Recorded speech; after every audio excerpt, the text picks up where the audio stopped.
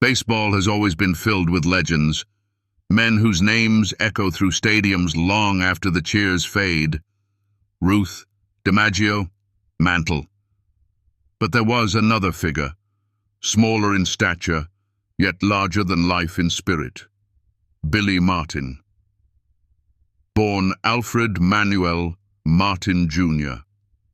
He wasn't the strongest, the fastest, or even the most naturally gifted. But what he carried was something far rarer, a relentless fire, a refusal to back down, and a defiance that made him both unforgettable and, at times, unbearable. From a childhood of hardship in Berkeley, California, to becoming the heart of the New York Yankees in the 1950s, Martin's journey was never simple.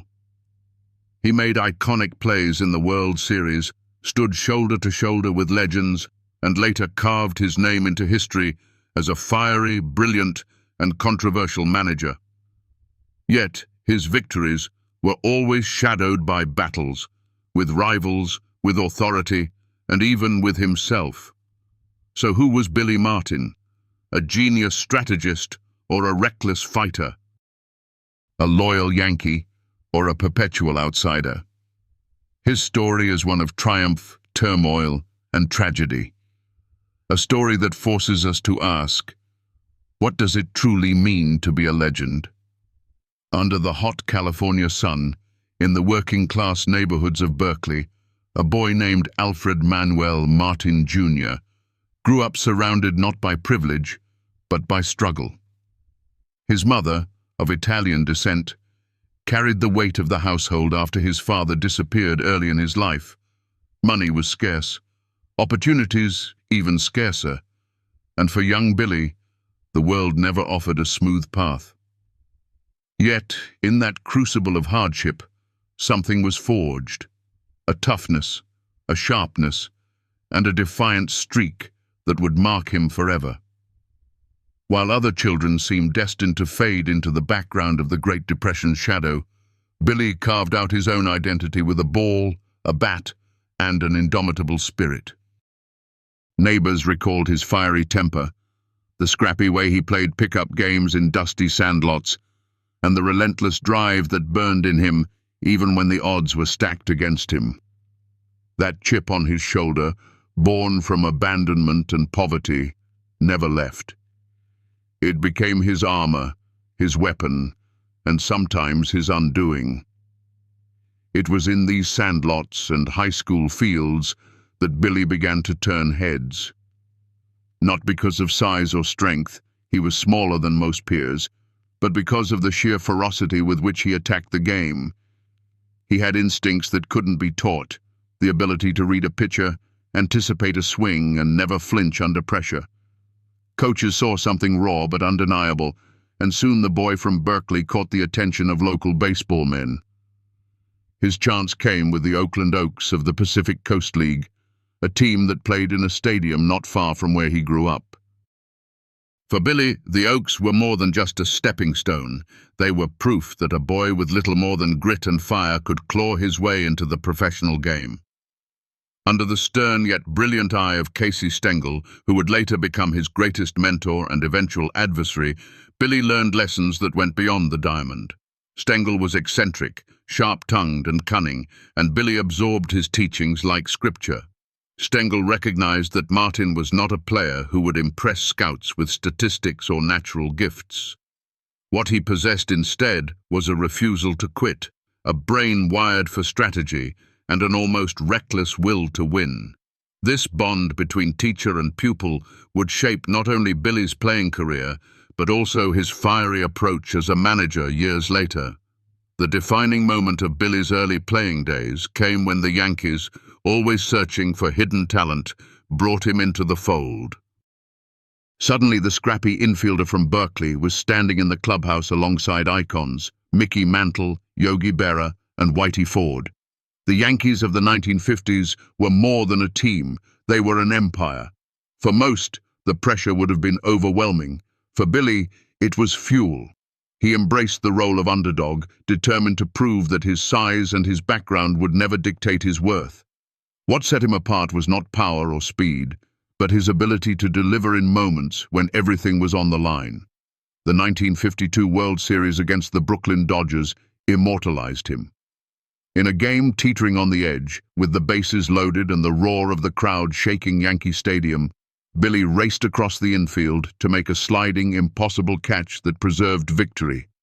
That single moment captured the essence of Billy Martin, fearless, instinctual, and utterly unwilling to yield. A year later, he went from hero to legend by claiming the 1953 World Series MVP, driving in runs at crucial times, hitting with a calm born of chaos, and sealing his reputation as the heart of a dynasty that seemed untouchable. Yet triumph never came without turbulence. Just as his career seemed poised to ascend even higher, fate intervened. Drafted into the Army, Billy lost 2 full seasons of baseball, time he could never reclaim. By the time he returned, the sharpness was dulled, the rhythm broken. Though still capable of brilliance, he was no longer the same. The Yankees, always a machine of ruthless efficiency, traded him away in 1957. It was a painful cut, one that revealed a harsh truth of professional sports.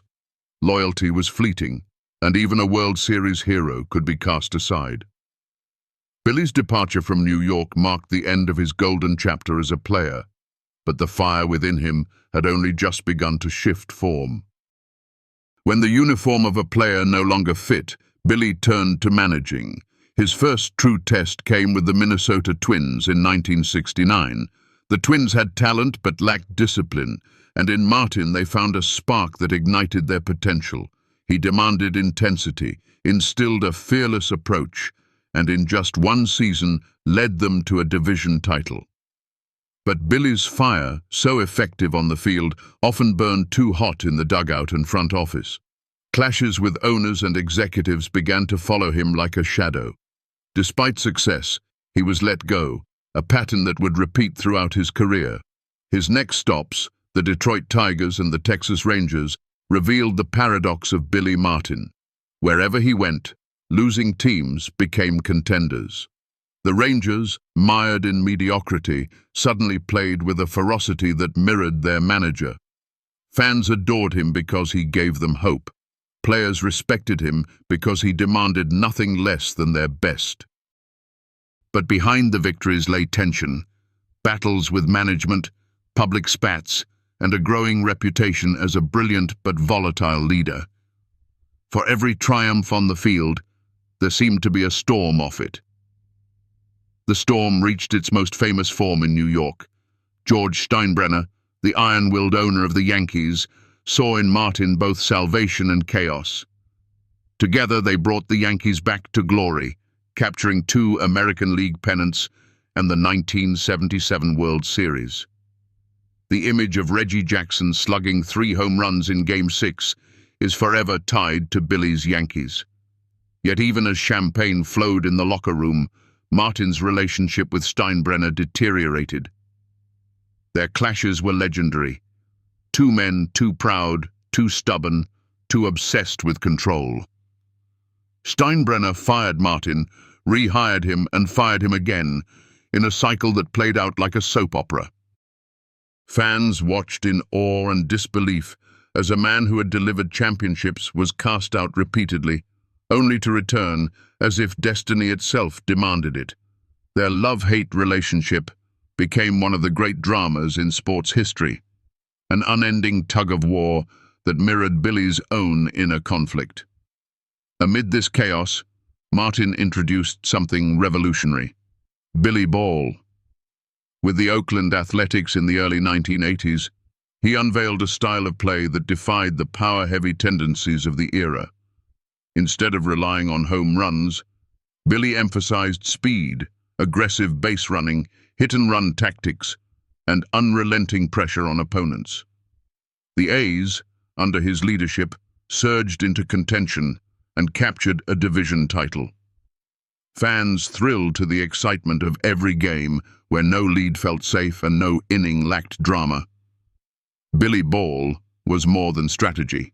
It was theater, a reflection of Martin's own fiery personality.